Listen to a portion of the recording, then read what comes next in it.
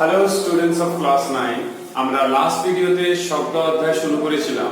তো সেইখানে তোমরা শব্দের যে প্রাথমিক বিষয়গুলো অর্থাৎ শব্দের উৎস কিংবা বিভিন্ন যে সংজ্ঞাগুলো সেগুলো আমরা পড়েছিলাম, যেরকম পর্যায়কাল, কম্পাঙ্ক, সেগুলো পড়েছিলাম। এইবার আমরা সেকেন্ড পার্ট অর্থাৎ সেকেন্ড ভিডিওতে যেটা আলোচনা করব সেটা হচ্ছে শব্দ বিস্তারের জন্য একটা জড় মাধ্যমের প্রয়োজন, সেই সংক্রান্ত আমরা আলোচনা করব। আর তোমাদের টেক্সট বই অর্থাৎ যারা ছায়া প্রকাশনের টেক্সট বই ফলো করো তারা 155 পেজ দেখতে পারো। তো শব্দ বিস্তারের জন্য যে মাধ্যমের প্রয়োজন কিংবা শব্দ যে বিভিন্ন মাধ্যমে অর্থাৎ কঠিন, তরল, গ্যাস এইসব জড় মাধ্যমে যে বিস্তার লাভ করতে পারে, আমি কয়েকটি উদাহরণ দিয়ে তোমাদের বোঝানোর চেষ্টা করছি। কঠিন মাধ্যমে, তরল মাধ্যমে এবং গ্যাসীয় মাধ্যমে প্রত্যেকটি মাধ্যমে শব্দ কিন্তু বিস্তার লাভ করতে পারে খুবই সহজে। এইবার আমি কয়েকটা ছোট্ট উদাহরণ দিচ্ছি। ধরো একটা কাঠের টেবিল আছে, তো কাঠের টেবিলের এক প্রান্তে সাপোজ স্কুলের বেঞ্চ কিংবা টেবিল, তো তোমার এক বন্ধু সেইখানে কাঠের টেবিলের এক প্রান্তে কোনোভাবে আঘাত করলো। সাপোজ এই হাতেরটা যদি টেবিলের মতো কল্পনা করি, তাহলে এখানে আঘাত করলো, আর একজন অন্যদিকে টেবিলের অন্য প্রান্তে গিয়ে কি বেঞ্চের অন্য প্রান্তে গিয়ে কান পেতে রাখলো। সেই আঘাত করার সময় যে কান পেতে রাখে, সেই আঘাতের শব্দটা পরিষ্কার এখানে কিন্তু সজোরে শুনতে পারে। তাহলে স্বাভাবিকভাবে বুঝতেই পারছো শব্দ, বায়ু তো রয়েছে চারিপাশে, কিন্তু যেহেতু কঠিনে আঘাত করা হয়েছে আর কঠিনেই কান পাতা হয়েছিল, তাহলে শব্দ কিন্তু কঠিন মাধ্যমে বিস্তার লাভ করছে।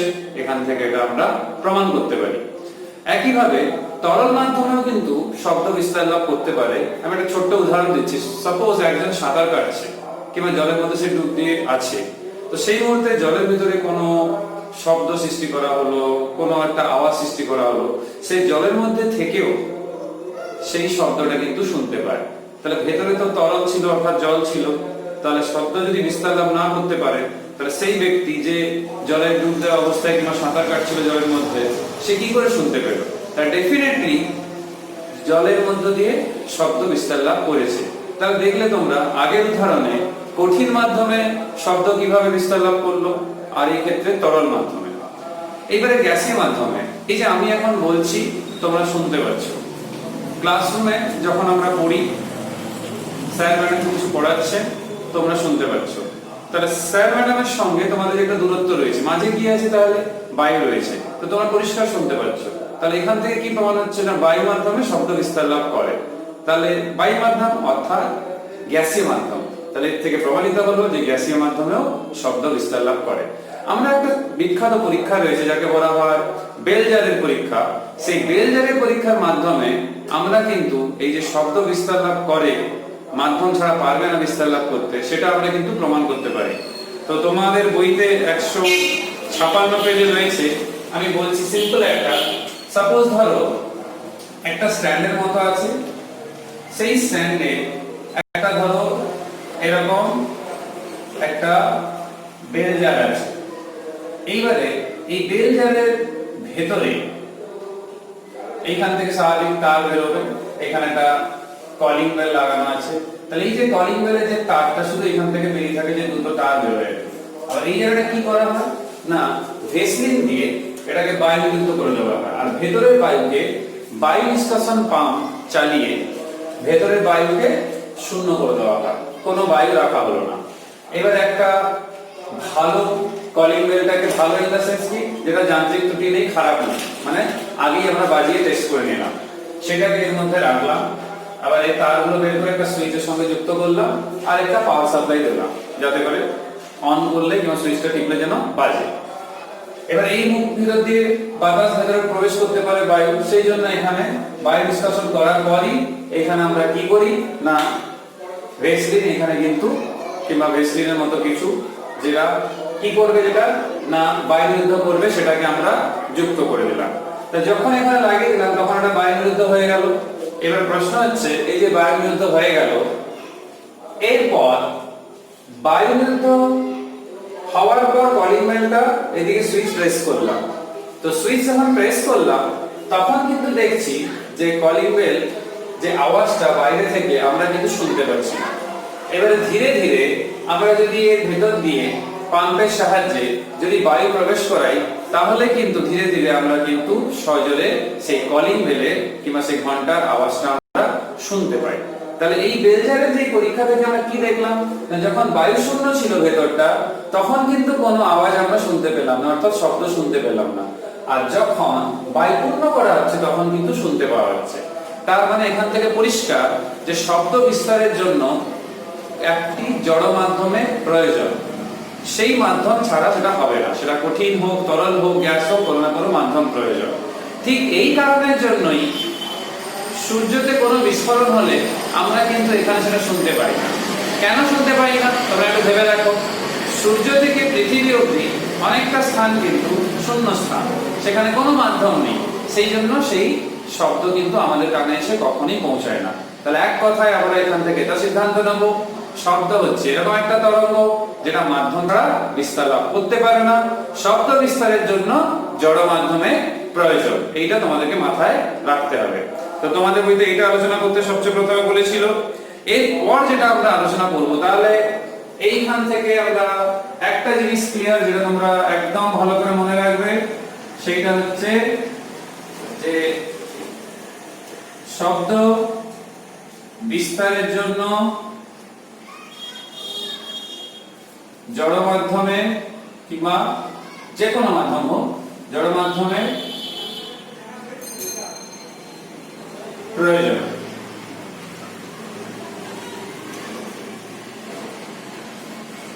এবার প্রশ্ন হচ্ছে, এই যে জড় মাধ্যমের প্রয়োজন যেটা ছাড়া বিস্তার লাভ করতে পারছে না, আমাদের 9 এর সিলেবাসে, ওটা অবশ্য 11 এর সিলেবাসে রয়েছে, সেটা কি না, সেটা হচ্ছে বায়ু মাধ্যমে শব্দ কিভাবে বিস্তার লাভ করে তার কৌশলটা আমরা জানব।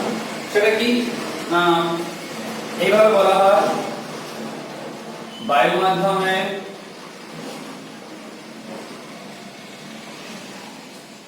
শব্দ বিস্তারের কৌশল, মানে কোন কৌশলে শব্দ বিস্তার লাভ করে। এবার তোমরা ভালো করেই জানো যে আমরা ল্যাবরেটরিতে কিংবা পরীক্ষাগারে যেটা শব্দের উৎস হিসাবে যেটা ব্যবহার করি, সেটা একটা সুরশলাকা, সবচেয়ে সহজে, কারণ বিভিন্ন কম্পাঙ্কে সুরশলাকা পাওয়া যায়। এবারে সে বায়ু মাধ্যমে সুরশলাকে আঘাত করার পর যে শব্দটা সৃষ্টি হচ্ছে কম্পনের ফলে কিংবা আলোড়নের ফলে শব্দ তরঙ্গ সৃষ্টি হচ্ছে, সেটা বায়ু মাধ্যমে বিস্তার লাভ করবে। এবারে সে বায়ু মাধ্যমে বিস্তার লাভ করবে প্রথমে আমরা যখন আমরা সুরশলাকাকে কোনো আঘাত করিনি। সাপোজ আমি এটা বলতে চাইছি, এটা যদি একটা সুরশলাকা হয়, এইটা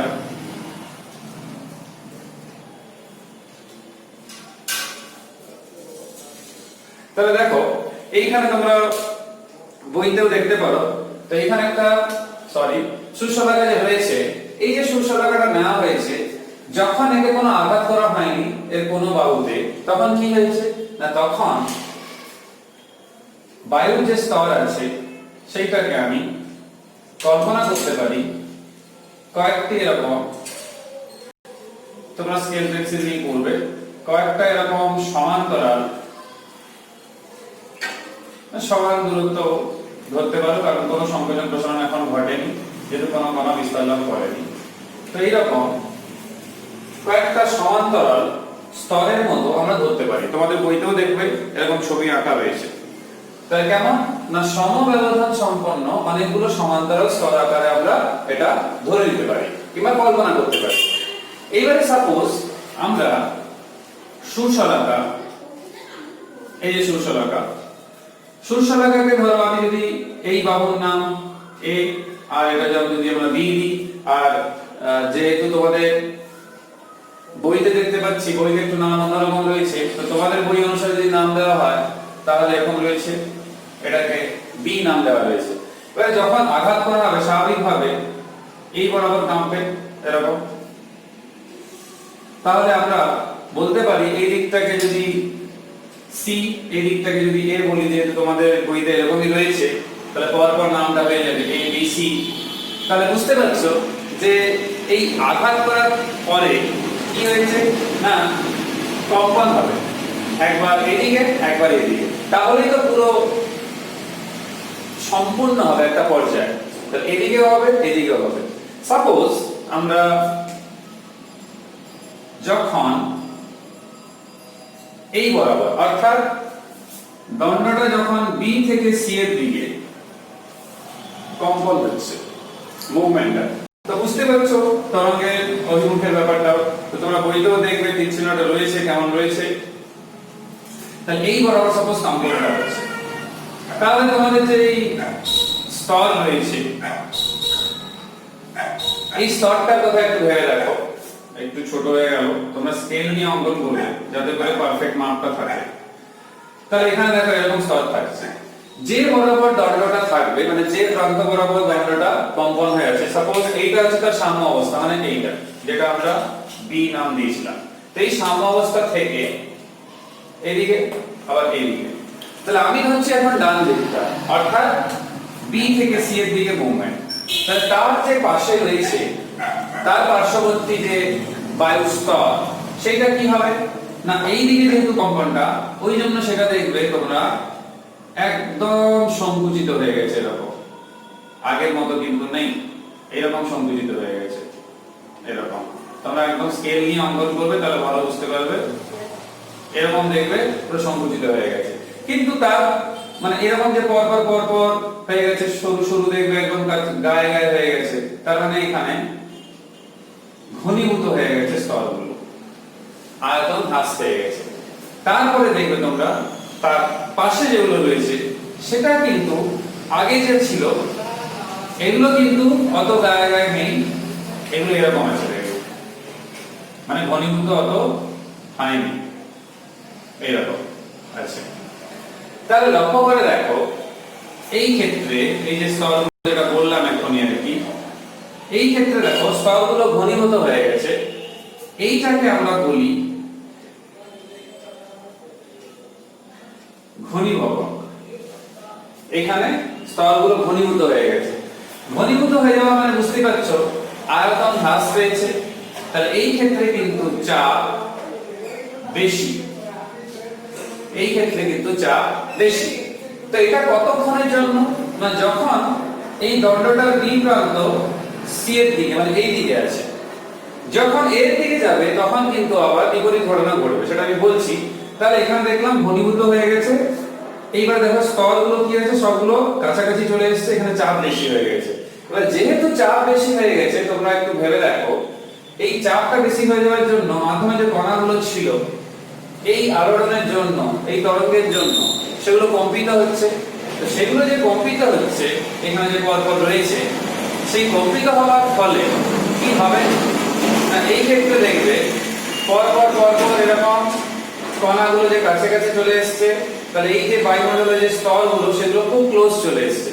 তোমরা বইতেও দেখবে একটা কথা লেখা আছে এখানে যে গ্যাসীয় মাধ্যম এই যে পরিবর্তন, এই যে পরিবর্তন হচ্ছে, যে বায়ুস্তর ঘনীভূত হয়ে যাচ্ছে আর এখানে বায়ুস্তরের চাপ বেশি হয়ে যাচ্ছে কিংবা বৃদ্ধি পেয়ে যাচ্ছে, এই পরিবর্তনটাকে কিন্তু মাধ্যম বাধা দেয়।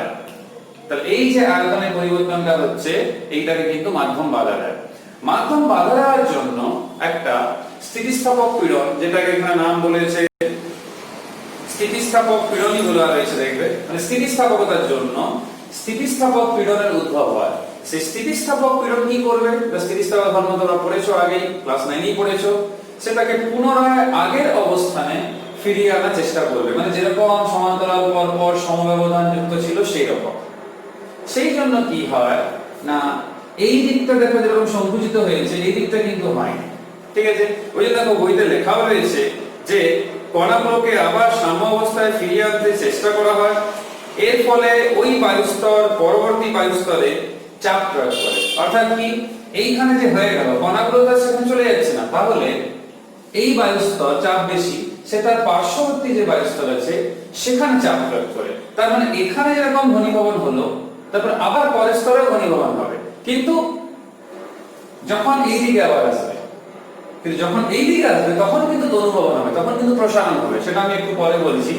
তো বইতে এটাই রয়েছে যে এইখানে সে শক্তি সঞ্চারিত করলো, তার পাশের স্তরে আবার চাপ প্রয়োগ করবে, তার ফলে কি হবে, সেই দিকে শক্তি সঞ্চারিত হবে, সে আবার তার পাশের স্তর এরকম পরপর চলতে থাকবে যতক্ষণ মাধ্যম রয়েছে।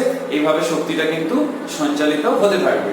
কিন্তু যদি আমরা পরেরটার কথা ভাবি, অর্থাৎ এইটা বি, এই অবধি তো গেছিল প্রথমে, এবারে যদি আমি এই কথাটা ভাবি, অর্থাৎ সি থেকে এর দিকে যদি আমি ভাবি, তাহলে বি হচ্ছে তার সাম্য অবস্থান, এর দিকে চলে এলো। যখন এর দিকে চলে এলো, বুঝতেই পারছো এই ক্ষেত্রে আমরা যদি আগের ডায়াগ্রামের মতো অঙ্কন করি, তোমরা একদম স্কেল পেন্সিল নিয়ে করবে যাতে করে একদম সঠিক মাপের থাকে। তাহলে এই দিক থেকে এই দিকে চলে এসেছে, দণ্ডের বাহুটা কম্পনের ফলে এরকম নাম ছিল, এই দিকটা হচ্ছে, যখন এই দিকটা হচ্ছে তখন কি হচ্ছে না, তখন এই দিকে স্বাভাবিকভাবে চাপ কম, তার মানে আয়তন যেরকম ছিল সেরকম, অর্থাৎ কি না এই ক্ষেত্রে আয়তনে তোমরা দেখতে পাবে কি না প্রসারণটা দেখতে পাবে, অর্থাৎ এখানে আয়তনটা এই যে আগের তুলনায় বেশি। তাহলে এখানে স্তরগুলো কিন্তু কাছাকাছি আসবে না, যেরকম ছিল ওরকমই আছে, এরকম থাকবে, এরকম। এইবার এখানে দেখবে তোমাদের বইতেও যে কথাটা বলা রয়েছে যে এই যে বি থেকে সি হলো, তারপরে আবার সি থেকে এ আসছে, এইখানে স্তরগুলো দেখো ফাঁকা ফাঁকা যেরকম ছিল এখানে সেরকম আছে। তো একে আমরা বলে থাকি কি না তনু ভবন, একে বলে তনু ভবন। কিন্তু তার পাশের যে স্তরগুলো রয়েছে দেখবে সেগুলো কিন্তু অনেকটা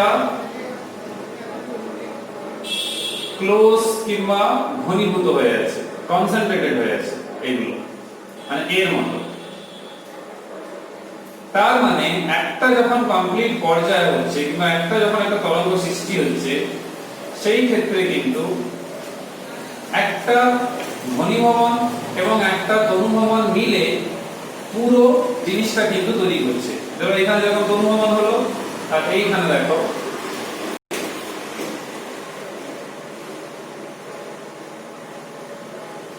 ঘনীভবন, তো এটা তনুভবন, এইটা ঘনীভবন। তাহলে এখানে দেখো স্তরগুলো কাছাকাছি, তাহলে দেখো তনুভবন, তার পার্শ্ববর্তীটা ঘনীভবন, তারপর আবার দেখো পরপর যদি আমরা ভাবি, এরপর আবার একটা তনুভবন, তারপরে ঘনীভবন, এইরকম কিন্তু চলতে থাকবে। কেন চলতে থাকবে? এইটা যদি সাম্য অবস্থান হয়, তাহলে এখান থেকে এই অবধি হলো, তাহলে এই সময় কি হলো না এইটা ঘনীভবন তৈরি হলো, তারপরে কি হবে কম্পনের পরে এদিকে আসবে, তখন তনুভবন সৃষ্টি হবে, আবার এদিকে যাবে, আবার ঘনীভবন, আবার তনুভবন, এরকম পরপর পর্যায়ক্রমিকভাবে চলতে থাকবে। আর তরঙ্গ এইভাবে শক্তি সঞ্চারিত করে মাধ্যমে সামনের দিকে এগিয়ে যাবে। এই জিনিসটাই দেখবে তোমাদের বইতে রয়েছে। আর এইখানে মাথায় রাখবে যে অর্ধকম্পনের সময় ঘনীভবন, তারপরে অর্ধকম্পনের সময় তনুভবনের সৃষ্টি হয়। দেখো বইতে লেখা রয়েছে যে কোথায় গেল, এই দেখো এ থেকে সি পর্যন্ত সুশলাকা বাহু, এই যেটা বলেছিলাম, অর্ধকম্পনের ফলে বাহু সংলগ্ন বায়ুতে, বাহুর কাছে যে বায়ু রয়েছে, তাহলে বাহুর কাছে যে বায়ু রয়েছে সেখানে ঘনীভবনের উৎপত্তি হয়, এবং সি থেকে এ তে সুশলাকার বাহুর অর্ধকম্পনের ফলে বাহু সংলগ্ন বায়ুতে তনুভবনের উৎপত্তি হয়। তাহলে এইখান থেকে আমরা এটা বুঝতে পারছি যে যতক্ষণ বিস্তার লাভ করতে থাকবে ততক্ষণ ঘনীভবন এবং তনুভবন পর পর এভাবে কিন্তু চলতে থাকবে। এই নীতিটা বায়ু মাধ্যমে পুরোটাই চলতে থাকে। এইবারে হয়তো বেগের মান এদিক ওদিক হতে পারে, সেটা মাধ্যমের স্থিতিস্থাপকতার উপর নির্ভর করছে, কিংবা কিরকম চাপ আছে কি আছে বায়ু তার উপর নির্ভর করছে। তাহলে এইখান থেকে আমরা এটা জানলাম যে বায়ুমণ্ডলে কিংবা বায়ুর মধ্য দিয়ে শব্দ তরঙ্গ বিস্তার লাভ করার সময় এই ঘনীভবন এবং তনুভবনের মাধ্যমে এটা করে থাকে। যেটা তোমরা স্প্রিং এর ক্ষেত্রেও হয়তো দেখেছো যে সংকোচন প্রসারণ, সংকোচন প্রসারণ, সংকোচন প্রসারণ হয়, সে কিন্তু অগ্রসর হয়। তো মাধ্যমে এই বায়ুস্তরগুলো এইভাবেই হয়ে অগ্রসর হয়ে থাকে। তো এই ভিডিওতে এই অবধি আশা করি তোমরা একটু বুঝতে পেরেছো যে ঘনীভবন তনুভবন কিভাবে হচ্ছে। ঘনীভবন অর্থাৎ সংকোচন, তনুভবন অর্থাৎ প্রসারণ, এইটা মাথায় রেখে তোমরা এই অবধি পড়ে রাখবে। আমরা নেক্সট ভিডিওতে তরঙ্গ নিয়ে আলোচনা করব এবং তরঙ্গের প্রকারভেদ এবং সেখান থেকে সেই প্রকারভেদের উদাহরণ সহ আমরা আলোচনা করব আর তরঙ্গ সম্পর্কিত কয়েকটি রাশি সংজ্ঞাগুলো ভালো করে বুঝে নেব আর সেখান থেকে গতিবেগ, কম্পাঙ্ক এবং তরঙ্গ দৈর্ঘ্যের মধ্যে সম্পর্ক প্রতিষ্ঠা করব। নেক্সট ভিডিওতে দেখা হচ্ছে। Till then, by.